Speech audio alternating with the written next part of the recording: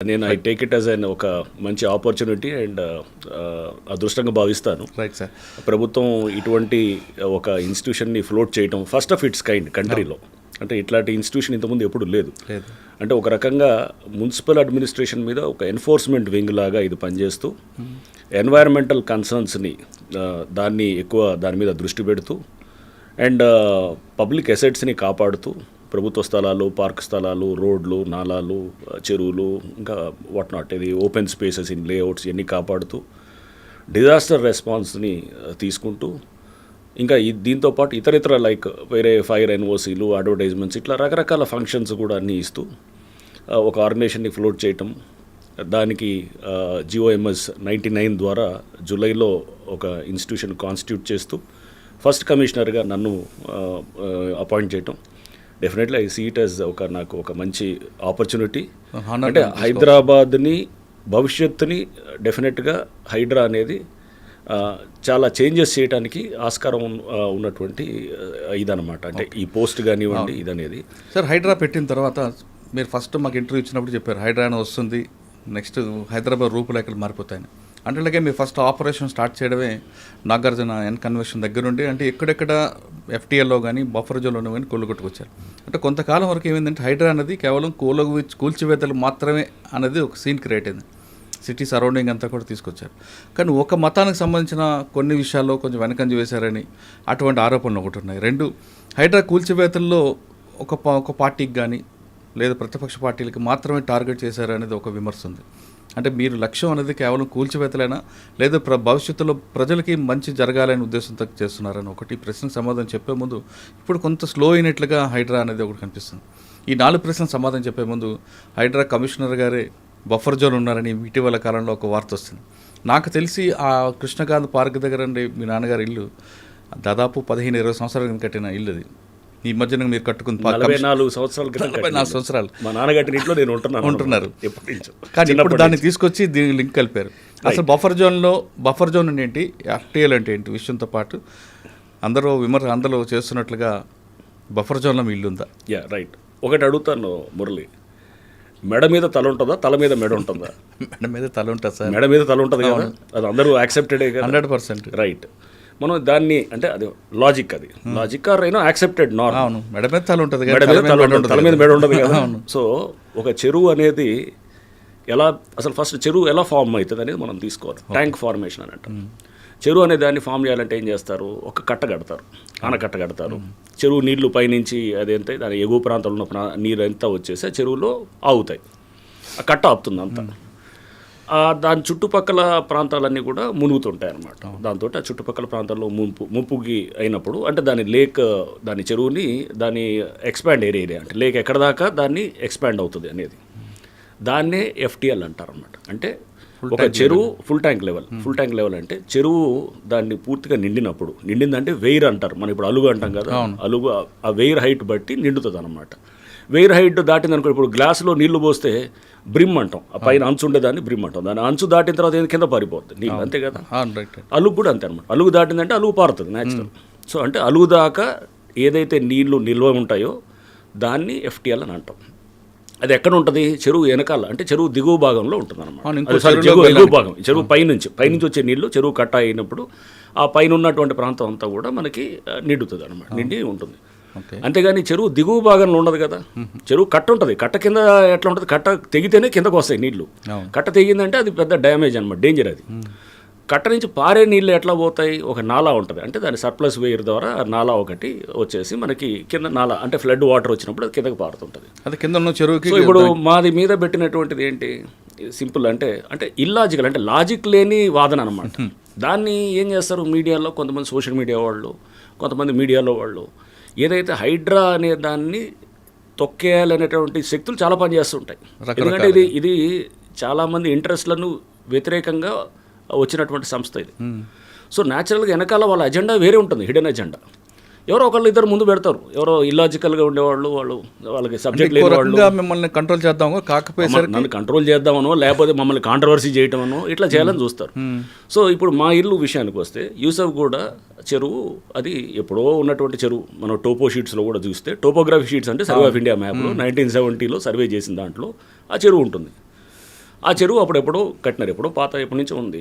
తర్వాత దాన్ని మెల్లిగా 2003-2004 చంద్రబాబు నాయుడు గారు ఉన్నప్పుడు దాన్ని తర్వాత అప్పుడు తీగల కృష్ణారెడ్డి గారు ఆ టైంలో దాన్ని దాన్ని పార్క్ లాగా తయారు చేశారు. అది కబ్జా అవుతుందనో ఏదో రకరకాల దీంతో కాపాడుకునే ప్రయత్నంతో అప్పుడు ఉన్నటువంటి ప్రభుత్వం అలా చేశారనమాట.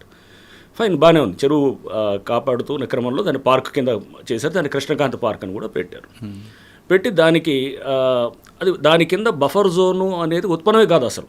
బఫర్ జోన్ ఎఫ్టీఎల్ అనేది చెరువు కట్ట కింద దిగువ భాగంలో ఉండదు. నేను అదే అంటుంది, మెడ మీద తల ఉంటుందా, తల మీద మెడ ఉండదు అంటే చెరువు కట్ట కింద ఉండదు ఎఫ్టీఎల్ బఫర్. చెరువు కట్ట పైనే ఉంటుంది.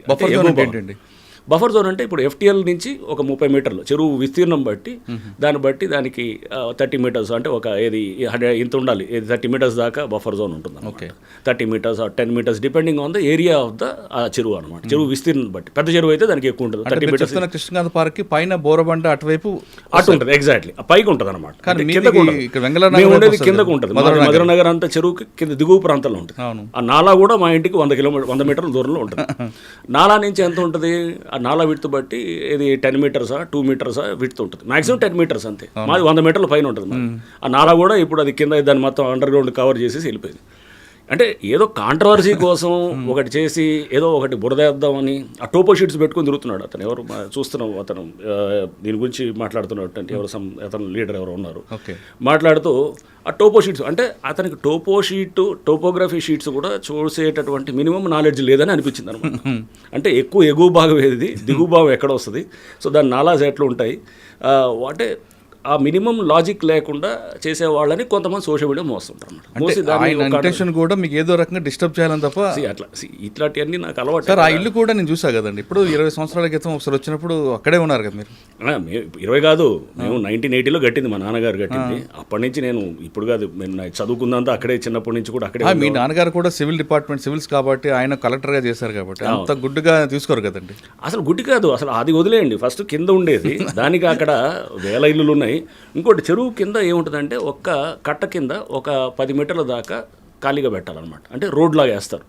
చెరువు కట్ట ఏమన్నా తెగినప్పుడు కానీ రిపేర్ చేయడానికి లారీ తిరగటానికో బండి తిరగటానికో పెడతారు. ఆ 10 మీటర్లే తప్ప ఇక చెరువు దిగువన ఎక్కడ కూడా ఏదైనా కట్టవచ్చు అనమాట. సో మాది అక్కడి నుంచి దాదాపు బై రోడ్ వస్తే కనుక 1 కిలోమీటర్ ఉంటుంది. సో ఆయన గురించి వదిలేండి సార్, ఆ టాపిక్ గురించి మనకు అంటే అనేది వాళ్ళు అంటే దాంట్లో చూస్తే టోపో షీట్స్ పట్టుకొని చూపిస్తూ ఇది సర్వే మా దగ్గర మ్యాపులు ఉన్నాయి, 100 సంవత్సరం మ్యాపులు ఉన్నాయి అంటే మ్యాప్ స్టడీ చేయటం అనేది తెలియకపోతే, ఒక కాంటూర్ అంటే ఏంటో తెలియదు, ఒక సర్ప్లస్ వేర్ అంటే ఏంటో తెలియదు, ఒక చెరువుకి ఎక్కడ ఉంటుంది ఎఫ్టీఎల్ అని తెలియనప్పుడు ఇట్లాంటి ఇల్లాజికల్ డిస్కషన్స్ వస్తుంటారు. సార్, ఇల్లాజికల్ మీరే అన్నారు, ఆయన గురించి మనం మాట్లాడడం కూడా టైం అంటే మనకి మెయిన్ టాస్క్ అంతా కూడా గవర్నమెంట్ మీ భుజం మీద పెట్టిందండి. హైడ్రా అనేది పెట్టడం ఉద్దేశం ఏంటంటే ఇకపై హైదరాబాద్ మునిగిపోవడం కానీ మనం చూస్తున్న వేరే స్టేట్లో జరుగుతున్న సంఘటనలు జరగకుండా భవిష్యత్తులో ఉన్న వాళ్ళకి మంచి చేయాలని. కరెక్టే కదా సార్? కానీ ఇందులో మీకు ఫస్ట్ ఇంటర్వ్యూలో కూడా అడిగా, మీకు దీంట్లో చాలా ప్రెజర్స్ ఉంటాయి. మీకు మామూలు ప్రెజర్స్, ఎందుకంటే చాలా పెద్ద పెద్దలు ఉంటారు, కింద వాళ్ళు ముందు పెట్టి పైన వాళ్ళు నడిపిస్తుంటారు. పైకి కనపడేదే ఇది కాదు. పైన ఎవడో పబ్లిక్ ముందు ఏడుస్తూ బాధపడుతూ ఉంటే కనుక దాని వెనకాల స్కీమింగ్ అర్థం చేసుకోవాలి. దాని వెనకాల వేరే శక్తులు పనిచేస్తుంటాయి. ఎందుకంటే ఇదంతా ఆ లాబీ, ల్యాండ్ గ్రాబింగ్ లాబీని చెక్ చేసేటువంటి సంస్థ ఇది. చేసినప్పుడు వాళ్ళు బయటికి రకరకాలుగా చూపిస్తారు. ఇప్పుడు ఇది ఈ బఫర్ కాంట్రవర్సీ లాంటిదో లేకపోతే ఎవరో కొంతమందిని పెట్టేసి ఇష్యూని తీసుకేస్తూ, ఎందుకంటే డైరెక్ట్గా చేయరు ఎప్పుడు కూడా వాళ్ళు డైరెక్ట్గా, ఎందుకంటే వాళ్ళు తప్పులో ఉంటారని వాళ్ళకి తెలుసు. ఇండైరెక్ట్గా ఇలా చేస్తారు. సో ఇందాక మీరు అడిగారు ఫస్ట్ కూల్చివేతలే ఉంటాయా, ఓన్లీ ఒక మతం వాళ్ళే చేస్తున్నారు, ఒక పార్టీ వాళ్ళే చేస్తున్నారని. సో దీని మీద మీరు చూస్తే కనుక మేము జూలైలో ఇది హైడ్రా ఫామ్ అయింది. ఫస్ట్ కమిషనర్గా జూలై ఎండింగ్లో వచ్చింది. స్టార్టింగ్ మేము డిమాలిషన్స్ ఆగస్ట్ ఫస్ట్ వీక్లో స్టార్ట్ చేసినప్పుడు ఫస్ట్ చేసింది ఎంఐఎం స్ట్రాంగ్ హోల్డ్ అయినటువంటి బుమ్రుక్ ద్వాల. సో దాంట్లో కొంతమంది అక్కడ స్థానికంగా ఉన్నటువంటి నాయకులు వాళ్ళు కట్టినటువంటి అపార్ట్మెంట్స్ని కూల్చేసి మొత్తం బుమ్రుక్ ద్వాల అనేది 300 సంవత్సరాల క్రితం ఉన్నటువంటి చెరువు. దాని మీద ఎన్నో సంవత్సరాల నుంచి అందరూ దాన్ని స్పీకింగ్ ఆర్డర్లు ఇస్తున్నారు, కూల్చాలి అంటున్నారు, కానీ ఎవరు దాని మీద యాక్షన్ జరగదు. సో మేము వచ్చాము, ఇమీడియట్గా వీ హ్యావ్ టేకెన్ అది ఆ పాత ఆర్డర్స్ ఉన్నాయి, అన్నీ కూడా క్లియర్గా ఉన్నాయి. ఇక దాన్ని అందరూ పిల్లికి గంట కట్టాలి కదా, ఎవడో పిల్లికి somebody has to build the cat. So అది చేయడానికి హైడ్రా అనే సంస్థ ఉందన్నమాట. సో ఇది ఎప్పటి నుంచో పేపర్ మీద జరుగుతుంది, పేపర్ మీద కాదు కదా, గ్రౌండ్లో ఏం చేశారనేది ముఖ్యం అన్నమాట. సో వెంటనే మేము అక్కడ డిమాలిష్ చేసాం. ఇప్పుడు ఆ చెరువు అంతా కూడా రేపు రివైవ్ అవుతుంది. ఇప్పుడు అది ఊరిని చెరువు కూల్చివేతలు కాదు, బుమ్మురుకు దోల ఇప్పుడు రివైవ్ అవుతుంది. 300 సంవత్సరాల క్రితం అక్కడ రాజవంశీకులు వాళ్ళు అక్కడి నుంచి నీళ్లు, అక్కడ రాణీలు వాళ్ళంతా కూడా అక్కడ స్నానాలు అది కూడా ఆచరించేవాళ్ళని, లేకపోతే వారు అక్కడి నుంచి డ్రా చేసేవారని, ఇట్లా చాలా ఉంది. హిస్టారికల్ లేక్ అది, చాలా అద్భుతమైన హిస్టరీ ఉన్నటువంటి లేక్ అది. సో అది అట్లా బుమ్మురుకు దోల అంటే అది అంతా కూడా అక్కడ సౌత్ జోన్లో ఉన్నటువంటి స్ట్రాంగ్ హోల్డ్ రాజేంద్ర నగర్ ప్రాంతంలో ఉన్నటువంటి దాన్ని చేసాం. నెక్స్ట్ 27 డిమాలిషన్స్ చేసాం. సో మీడియాకి ఇష్టమైందేమో ఎన్కన్వెన్షన్ డెమాలిషన్. న్యాచురల్గా ఏంటంటే ఒక సినిమా యాక్టర్ కాబట్టి దానికి కొంత వచ్చింది. వేరే కొన్ని మేము గండిపేట దగ్గర చేసాం. గండిపేట దగ్గర చేసినప్పుడు పల్లరాజు గారు లేకపోతే ఇంకా కొంతమంది ఇతర దాంట్లో ఉన్నారు, వారి అందరికీ కూడా చేసాం. దాంట్లో చాలామంది కాంగ్రెస్ వారే ఉన్నారు. సో అంటే అక్కడ వారు ఏ పార్టీ అఫిలియేషన్ అనేదే కాదు అసలు. చూస్తే అది కూడా రిలీజ్ చేసాం మేము డేటాని కూడా చేసి. 27 డిమాలిషన్స్లో ఎక్కువ కాంగ్రెస్ వారే ఉన్నారు, అంటే రూలింగ్ పార్టీ సంబంధించిన వాళ్ళు ఎక్కువ ఉన్నారు. నష్టపోయింది. సో అంటే ఈ ప్రచారం అంతా కూడా అపోజిషన్ వాళ్ళని, ఏ అపోజిషన్ లీడర్ చెప్పండి టార్గెట్ చేసి చెప్పింది, ఒక పేరు చెప్పండి, సింపుల్ నేను అడుగుతాను. ఏ అపోజిషన్ లీడర్ ఉన్నాడు? ఆయన పటాన్చేరులో ఆయన కాంగ్రెస్ దెబ్బలు తట్టుకోలేక పటాన్చేరు కాంగ్రెస్ నా దెబ్బ కాదు, ఆయన ఎప్పుడు వచ్చారండి. నేనేం చేశాను, నేను చేసింది కాదు. అక్కడ అక్కడ అక్కడ ఒక ఎమ్మెల్యే అని అనట్లేదు, అక్కడ ప్రతి వాళ్ళు కూడా వాళ్ళు అక్కడ వాళ్ళ మీద అక్కడ పబ్లిక్ చాలా కంప్లైంట్స్ ఉన్నాయన్నమాట. ల్యాండ్ ఇష్యూస్లో కంప్లైంట్స్ ఉన్నాయి. ఓకే, పల్లవరాజు గారి విషయంలో వచ్చినప్పుడు ఆయన చాలా ఇన్ఫ్లుయెన్స్ చూపించారు, మీరు ఎక్కడ కంట్రోల్ అవ్వలేదంటారు, వాస్తవం? పల్లవరాజు గారు కానీ నాగార్జున గారి విషయంలో కానీ ఇదంతా ఇన్ఫ్లుయెన్స్ ఇవన్నీ కూడా అతీతంగా పనిచేస్తానని నన్ను కావాలని తీసుకుందండి. సో ఇన్ఫ్లుయెన్స్లు అవన్నీ కూడా న్యాచురల్గా ఉంటాయి, ఎవరు రకరకాలలో మాట్లాడతారు. బట్ ఇవన్నింటినీ కూడా మనము పరిగణలో తీసుకోకూడదు అనమాట. నాగార్జున కన్సెషన్లకు మీరు వెళ్ళినప్పుడు అదే కన్వెన్షన్కి ముందే వాళ్ళకి చెప్పారు, నోటీస్ ఇచ్చి కొట్టారండి, లేదంటే డైరెక్ట్గా? నోటీస్ ఇచ్చామండి, నోటీస్ ఇచ్చాము. అసలు నోటీస్ ఇవ్వాల్సిన అవసరం లేదు. నేను సుప్రీంకోర్టు దీన్నన్నింటినీ ఇప్పుడు మేము చేసిన ప్రతి చర్యను కూడా అన్ని కోర్ట్స్ సమర్థిస్తున్నాయి. ఇప్పుడు జస్టిస్ గవాయ్ మన జడ్జిమెంట్ ఇచ్చారు సుప్రీంకోర్టు బుల్డోజర్ జస్టిస్ మీద ఇస్తూ, దాంట్లో క్లియర్గా దాంట్లో మనకు చూస్తే కనుక ఇది పారా 86 ఏదో ఉన్నది దాంట్లో ఇవన్నీ కూడా వారు ఇచ్చినటువంటి గైడ్లైన్స్ అన్నీ కూడా బఫర్ జోన్లో, ఎఫ్టీఎల్లో, వాటర్ బాడీస్లో ఉన్న వాటికి, లేకపోతే కనుక రోడ్స్ మీద ఉన్న వాటికి, లేకపోతే కనుక ఇట్లా అంటే ఇటువంటి వాటికి ఏదైతే రోడ్ల మీద కానీ అంటే రోడ్స్ రైల్వే లైన్స్ మీద కానీ, రైల్వే లైన్స్ దగ్గర కానీ ఎంక్రోచ్మెంట్స్కి వర్తించదని చాలా స్పష్టంగా చెప్పారు. అంటే నోటీస్ లేకుండా కూడా చేయొచ్చు. ఓకే, సో క్లియర్గా సుప్రీంకోర్టు చాలా స్పష్టంగా జస్టిస్ గవాయ్ గారు మన బుల్డోజర్ జస్టిస్ దాని మీద ఇస్తూ వారు దాని మీద చాలా స్పష్టంగా మన ఇచ్చినటువంటి జడ్జిమెంట్, అది లేటెస్ట్ ల్యాండ్ మార్క్ జడ్జిమెంట్ అనమాట. సో దాంట్లో కూడా మాది ఇప్పుడు మేము దేని కింద చేస్తుంటాం, 405 GHMC యాక్ట్ అని ఉంది. 405 GHMC యాక్ట్ చాలా స్పష్టంగా చెప్తుంటుంది అనమాట. నోటీస్ లేకుండా కూలగొట్టచ్చు అనేది చాలా స్పష్టంగా చట్టంలోనే ఉంది. దాన్ని మేము ఫాలో అవుతున్నాం. 405 ఇంట్లో మీకు ఎలాంటి ఫోన్ రాలేదు? ఫోన్లో వచ్చేలే తెలీదు ఆ టైంలో, ఫోన్ ఆఫ్ చేసి పెడతాను. సో ఎప్పుడు చేసుకున్నా సో ఫోన్లో వచ్చేలేదు నాకు అవన్నీ కాదు. కానీ బట్ ఇవన్నీ కూడా మనం పెట్టాల్సింది ఏంటంటే, ఎటువంటి ప్రెషర్స్ ఉన్నా కానీ కూడా దానికి ఈల్డ్ కాకుండా ప్రభుత్వం నాకు ఇచ్చిందండి, ఆ ఫ్రీడమ్ ఇచ్చింది ఆపరేట్ చేయడానికి. ముఖ్యమంత్రి గారు ఆ ఫ్రీడమ్. 405 ప్రకారం వెళ్తున్నారు, కరెక్ట్? 405 GHMC యాక్ట్, రైట్ అండి. మరి 111 జీవోలో కూడా ఉన్నాయి కదండి, వాటి మీదకి వెళ్తారు. 111 జీవో మా పరిధిలోకి రాదు కదా. 111 జీవో అవుటర్ రింగ్ రోడ్ బయట ఉంది. ఓకే, సో దానికి మా పరిధి అవుటర్ రింగ్ రోడ్ దాకే ఉంది. ఓకే, 111 జీవో నా పరిధిలోకి రాదు. సో అది రేపు గవర్నమెంట్ తెస్తే ఆపరేట్ చేస్తాం డెఫినెట్గా. సో నాగార్జున కన్వెన్షన్ దగ్గర నుంచి ఒకసారి హైడ్రా అనేది బ్లాస్ట్ అయిందండి. తర్వాత మీరు అక్కడతో ఆగిపోకుండా ఇటు నిజాంపేట్, బోచపల్లి, పటాన్చెరు అన్ని ప్రాంతాలు సిటీ సరౌండింగ్. దీంట్లో కూడా మీరు చూస్తే కనుక కొన్ని మేము విల్లాసు, కొన్ని చోట్ల షెడ్స్ కూలగొట్టినప్పుడు చాలా అప్రోర్ వచ్చింది. అరే పేదవాళ్ళని కొడుతున్నారు, మిడిల్ క్లాస్ వాళ్ళని కొడుతున్నారు, లోన్లు తీసుకుని ఉన్న వాళ్ళు కొడుతున్నారు, వాళ్ళందరినీ వాళ్ళ డెమాలిష్ చేస్తున్నారు అనేది. ఒకటండి, ల్యాండ్ గ్రాబింగ్ ఏ పద్ధతిలో జరుగుతుంది మనం చూసాం. నేను ఖమ్మంలో పనిచేశాను. ఖమ్మంలో ఎలా ఉండేది, వెళ్ళి పెద్ద ఎత్తున గుడిసెలు వేస్తారు. గుడిసెలు వేసి అది పేదవాళ్ళ కోసం అని చెబుతారు. దాని వెనకాల ఎవరి అజెండా ఉంటుంది. వాళ్ళు 100 కోట్లకు పెరిగిన వాళ్ళు మనకు తెలుసు చాలామంది. సో చాలా ప్రాంతాల్లో కూడా ఇట్లా గుడిసెలతోటి లేకపోతే వెళ్ళి కబ్జాలు చేసి 100 కోట్లు 1000 కోట్లకు ఎదిగిన వాళ్ళు చాలామందిని మనం చూసాం. ఇది కూడా ఇట్లాంటివి ఉంటాయి. ఇవన్నీ కూడా ఏం చేస్తారు, కబ్జా చేసేవాడు అతను పెట్టుకోడు, ఇమ్మీడియట్గా చేతులు మార్చి అమ్మేస్తాడు. అమ్మేసి దాన్ని కబ్జా చేసిన తర్వాత దాన్ని ఇప్పుడు మేము అమీన్పూర్లో చేసేవాడి. అమీన్పూర్లో అక్కడ కంప్లైంట్స్ ఏంటంటే ఇర్రెస్పెక్టివ్ ఆఫ్ పార్టీ, నేను ఊరినే అక్కడ లోకల్గా ఉన్నటువంటి ఎవరు కాంగ్రెసా, బీజేపీయా, లేకపోతే టీఆర్ఎస్ఆ, లేకపోతే ఇంకా ఎక్సా వై అనట్లేదు. అక్కడ ఇర్రెస్పెక్టివ్ ఆఫ్ పార్టీ చాలా కంప్లైంట్స్ పబ్లిక్ నుంచి వస్తున్నాయి మాకు. ఓకే. సో అంటే అక్కడ టైటర్ అప్ చేయడానికే కొంచెం కాన్సన్ట్రేషన్ కూడా అమీన్పూర్లో పెడతాం. సో అమీన్పూర్లో ఫర్ ఇన్స్టెన్స్ అక్కడ చూస్తే కనుక మేము విల్లాస్ డిమాలిష్ చేసాం. ఆ విల్లాస్ ఏవైనాయి, 2 ఏళ్ల క్రితం అక్కడ పర్మిషన్ ఇచ్చినటువంటి పంచాయత్ సెక్రటరీ అతను సస్పెండ్ అయ్యాడు. ఆ పర్మిషన్స్ క్యాన్సిల్ చేయాలని చెప్పి కూడా పెట్టారు. వాళ్ళు హైకోర్టుకి వెళ్ళి వాళ్ళు సరే దాని మీద పర్మిషన్స్ దాని మీద అక్కడ హైకోర్టులో వాట్ ఎవర్ దాని మీద నడిచిన తర్వాత రిజిస్ట్రేషన్స్ దాని మీద కూడా అప్పుడు బంద్ చేశారు. కలెక్టర్ ఆర్డర్ ఇచ్చాడు రిజిస్ట్రేషన్స్ కూడా ఆపేయాలని చెప్పేసి. ఆపేయమంటే కూడా దాని మీద కూడా వాళ్ళు కోర్టుకెళ్ళి రిజిస్ట్రేషన్స్ కంటిన్యూటెడ్ చేశారన్నమాట. సో చేసిన తర్వాత స్టేటస్ కో మెయింటైన్ చేయమన్నారు. స్టేటస్ కో కూడా ఉంది అక్కడ. బట్ వీళ్ళు అమ్ముకుంటూ కన్స్ట్రక్ట్ చేస్తూ అమ్ముతూనే పోతున్నారు అన్నమాట. అప్పుడు తర్వాత అమ్ముకుంటూ పోతూనే ఉన్నారు చేస్తూ. వీళ్ళు జరిగిన దాన్ని ఏంటి అక్కడ మీరు చూస్తే కనుక విలాస్లో అది ఎప్పుడో 2 years బ్యాక్ అంతా దాని మీద ఇంత కాంట్రవర్సీ అయ్యి అక్కడ లోకల్గా ఉన్న స్థానికంగా కొంతమంది నాయకులు అక్కడ పేర్లు వచ్చాయి. ఎవరో సమ్ మాధవ్ రెడ్డి, ఎవరో అతను చంద్రశేఖర్ అని, ఇట్లా సమ్ ఎవరో ఇంకో కోటేశ్వరరావు అని, ఇట్లా రకరకాల పేర్లు వచ్చాయి అక్కడ. పబ్లిక్ నుంచి వచ్చింది ఇదంతా, మేము పబ్లిక్ వచ్చి చెప్తున్నారు. అంటే మేము చేసింది ఏం కదా, అదంతా అక్కడ లోకల్ జరిగినటువంటి వాళ్ళు, స్థానికంగా ఉండేవాళ్ళు వాళ్ళు వచ్చి చెప్పారు. సో వాళ్ళు అక్కడ లోకల్ రాజకీయంగా కూడా వాళ్ళు ఇది ఉన్నారు. వాళ్ళ మీద కూడా మేము కంప్లైంట్ ఇచ్చాం పోలీస్ స్టేషన్, అక్కడ స్థానిక పోలీస్ స్టేషన్ కూడా ఇచ్చాం, హైడ్రా నుంచే ఇచ్చాం. వాళ్ళు ఆ ల్యాండ్ని కబ్జా చేసి విల్లాస్ కట్టి, చిన్న విల్లాస్ వీళ్ళకి అమ్మారు. అమ్మినప్పుడు దాని మీద ఆల్రెడీ పంచాయత్ సెక్రటరీని అరెస్ట్ చేశారు. దాని మీద వీడియోలు ఉన్నాయి. అక్కడ స్థానికంగా పెద్ద ఎత్తున దుమారం లేచింది. ఇవన్నీ ఒకళ్ళు కొనేవాళ్ళు ఇప్పుడు సపోజ్ వీళ్ళంతా కొనేస్తారు, చెరువులో ఇట్లానే అమ్మేస్తారు. చెరువులో అమ్మేసి నేను చెప్పాను ఇంత గుడిసెలు లాజిక్ ఏది ఖమ్మంలో జరిగింది, నేను చూసాను లేదా ఎక్కడైనా కానీ.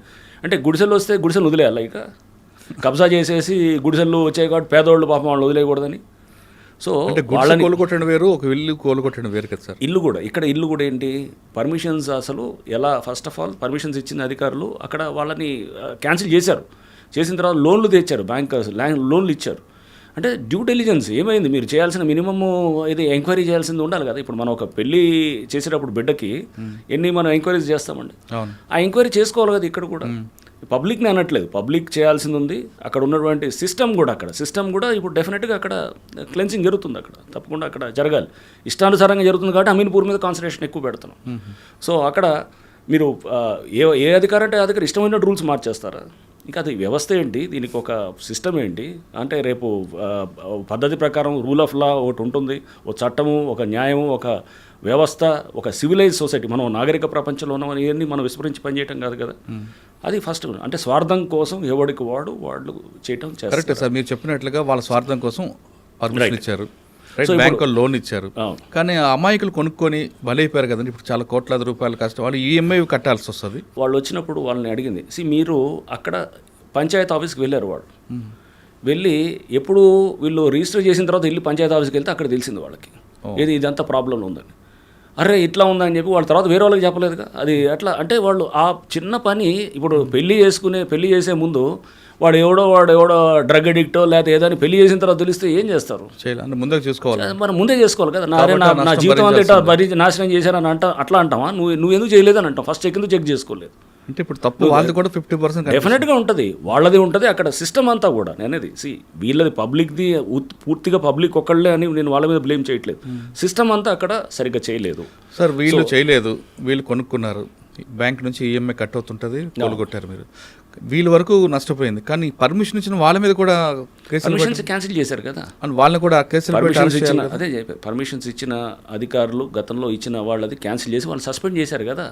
సస్పెండ్ చేశారు, కేసు కూడా పెట్టారు కదా వాళ్ళ మీద, క్రిమినల్ కేసు కూడా పెట్టారు. ఓకే, అవన్నీ జరిగినాయి. సేమ్ డిండిగల్లో కూడా అలానే జరిగింది.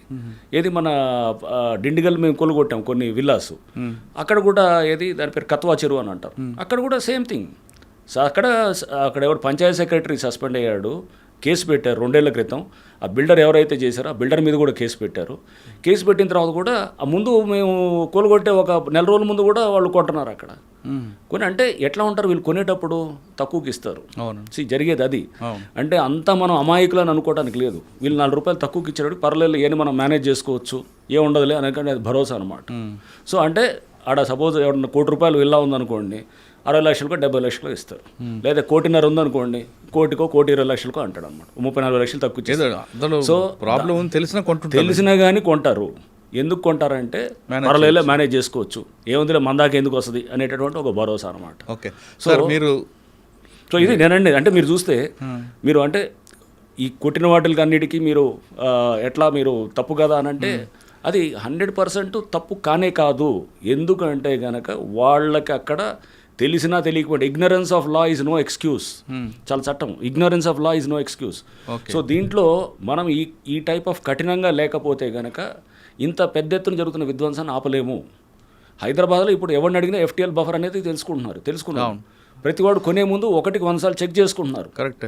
ఇది తీసుకొచ్చిన దాంట్లో హైడ్రా డెఫినెట్గా మేము we feel yes we have succeeded అనేది అనుకుంటాం. ఓకే. ఈ అంటే ఆటోమేటిక్ ఇప్పుడు పబ్లికే చెక్ చేసుకుంటున్నారు. హైడ్రా అనుమతి ఉందా లేదా, బఫర్ జోన్ హైడ్రా అనుమతి కూడా వచ్చింది. బఫర్ జోన్ మనం చూస్తే జస్టిస్ భాస్కర్ రెడ్డి గారి జడ్జిమెంట్ ఉంది, చాలా అద్భుతమైన జడ్జిమెంట్ ఇచ్చారు మన వారు హైకోర్టు జడ్జిమెంటు. అంటే స్టేట్ అంటే ఏదైనా స్టేట్ అనేది is only A trustee.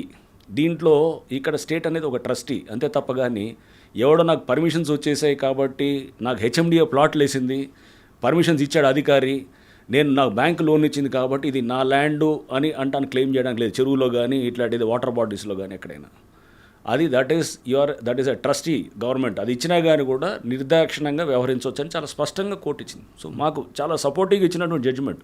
Supreme court justice Gavai గారు ఇచ్చిన జడ్జిమెంటు వితౌట్ నోటీస్ అనేది అది. అండ్ జస్టిస్ భాస్కర్ రెడ్డి గారు వారు ఇచ్చినటువంటి జడ్జిమెంటు చాలా క్లియర్గా ఉన్నాయన్నమాట. సో చాలా లోతుగా అంటే చాలా డెప్త్లో తీసుకొని చేసినటువంటి జడ్జిమెంట్స్గా నేను చూస్తున్నాను. కరెక్టే సార్, మీకు చట్టం ప్రకారం వెళ్తున్నారు, మీరు ఎక్కడ కూడా అన్లాఫ్లోకి వెళ్ళట్లేదు, లా ప్రకారం వెళ్తున్నారు. కానీ వాళ్ళు ఏడుస్తున్నప్పుడు బాధ అనిపిస్తుంటుందా? నేను మొన్న కూడా నేను ఇంజనీర్స్ అందరితో మీటింగ్ అయినప్పుడు కూడా చెప్పాను. కొన్ని చోట్ల మురళి ఎట్లుండాలంటే మనసును చంపుకొని పనిచేయాలనేది నేను మొన్న కూడా చెప్పాను. ఇప్పుడు గంజాయి మీకు తెలుసు, నేను AOB ఏరియాలో రైడ్ చేశాం. మేము ఏది నల్గొండలో ఉన్నప్పుడు వెళ్ళి రైడ్ చేసాం. రైడ్ చేసినప్పుడు అక్కడ ఫైరింగ్ చేసి అక్కడ లక్షలాది కేజీల గంజాయి దేశవ్యాప్తంగా సరఫరా అవుతుంది. 10,000 కోట్ల మార్కెట్ అది AOB నుంచి. ఒకసారి వెళ్ళి అక్కడ మొత్తం ఫైరింగ్లు చేసి కాస్త హడావడి చేసేటప్పటికి అప్పుడు గతంలో ఉన్న ప్రభుత్వం కూడా వారు కూడా బాగా రియాక్ట్ అయ్యి వారు కూడా చేస్తుంది. అది పరివర్తన ఏదో పెట్టారు, చేసేసి మొత్తం దాన్ని గంజాయిని ఆపరేషన్ పరివర్తన చేసి మొత్తం గంజాయినంతా క్లీన్ చేయడం మొదలెట్టారు. సిస్టమ్ అనేది తప్పు చేయాలంటే భయపడాలి. విచ్చలవిడిగా అన్ని గంజాయి అంతా సాగుల్లో ఉంటే కనుక అది వ్యవస్థ ఏంటి అక్కడ? ఇప్పుడు ఎవడంట ఇష్టమైనట్టు అందరూ అనాథరైజ్గా కడుతుంటే వ్యవస్థ ఏంటి అక్కడ? ఎవడో ఒకటి చేస్తే దానికి అర్థం ఉంటుంది. 100లో 99 మంది చేస్తుంటే ఎందుకు సిస్టమ్ ఎందుకు? అది మూసేసి మనం మామూలుగా చేయాలన్నమాట. అది గంజాయి అంతా సాగు చేస్తే లీగలైజ్ చేయాలి అక్కడ, అంతేగాని అంటే అక్కడ ఆ గంజాయి దాంట్లో చూసేటప్పుడు మనం ఎలా చూస్తాం? అక్కడ దానివల్ల ఒక 10,000-20,000 మంది ఎఫెక్ట్ అవుతారు. అది ముఖ్యమా? కంట్రీ మొత్తం ఉన్నటువంటి కోట్లాది మంది దానివల్ల బెనిఫిట్ అవుతారు. సెకండ్ వన్ మనం ప్రయారిటీ. ఎగ్జాక్ట్లీ. సో అంటే ఇదే బెంథమ్స్ యూటిలిటేరియనిజం అని ఉంటుందన్నమాట. అంటే మనం దీంట్లో ఎవరికి ఎక్కువ లాభం చేసేది ఉంటే దానివైపు మనం మొగ్గు చూపాలని. సో ఇక్కడ కొంతమంది డెఫినెట్గా కొంతమంది ఇంట్రెస్ట్లు పోతాయి, ఎఫెక్ట్ అవుతాయి. ఇక్కడ నష్టపోయిన వాళ్ళు ఉండొచ్చు వాళ్ళు. ఓకే. సో కొంతమంది విల్లాస్ పోయిన వాళ్ళకి కూడా చట్టవిరుద్ధంగానే ఉన్నాయి, అన్నీ కూడా చట్టపరంగా ఏది లేదు. అది మన జస్టిస్ మన భాస్కర్ రెడ్డి గారు చెప్పింది కానివ్వండి, వాళ్ళని వెళ్ళి మీరు కంపెన్సేట్ చేయమని క్లెయిమ్ చేయమనంటే మా మీద కోర్టులో రూపాయి రాదు చెప్తున్నారు కదా. ఎందుకంటే లీగల్గా we are on the right side. వెళ్ళి వాళ్ళు ఏమనండి, ఏ కోర్టులో అయినా ఏమనండి, వేసి పైసలు కట్టమనండి, కోలుగొట్టిన దానికి రూపాయి కూడా రాదు. Because they are on the wrong side. చట్టపరంగా they are on the wrong side. అయినా కానీ కూడా మమ్మల్ని కోల్చకూడదు అని చెప్పంటే కనుక సేమ్ థింగ్. ఇప్పుడు నేను చెప్తున్నా కదా, గంజాయి దగ్గర మీరు చేస్తే కనుక అక్కడ ఎఫెక్ట్ అవుతారేమో. బట్ కంట్రీ వైడ్ అనేది మనకి డెఫినెట్గా దానివల్ల ఇంపాక్ట్ అవుతుంది. దానివల్ల అయింది. కేజీలు మీరు చూస్తే కనుక AOB నుంచి చాలా పెద్ద ఎత్తున తగ్గిపోయింది. అవునండి. అప్పుడు మేము చేసినటువంటి ఆపరేషన్ తర్వాత గవర్నమెంట్ అక్కడ కూడా చాలా స్పందించాం. అప్పుడు ఉన్నటువంటి జగన్మోహన్ రెడ్డి గారి ప్రభుత్వం కానివ్వండి, లేకపోతే ఇప్పుడు చంద్రబాబు నాయుడు గారి ప్రభుత్వం కూడా వారు కూడా కంటిన్యూ చేస్తున్నారు. అంటే ఏపీ గవర్నమెంట్ అంతా కూడా పాత గవర్నమెంట్ అయినా కొత్త గవర్నమెంట్ అయినా గంజాయి అనే దాని మీద చాలా ఫోకస్గా పెట్టి చేస్తున్నారు. విచ్ ఈస్ వీ వాంట్, అదే కావాలి కదా. అక్కడి నుంచే సోర్స్ మనకి అంతా వస్తుంది.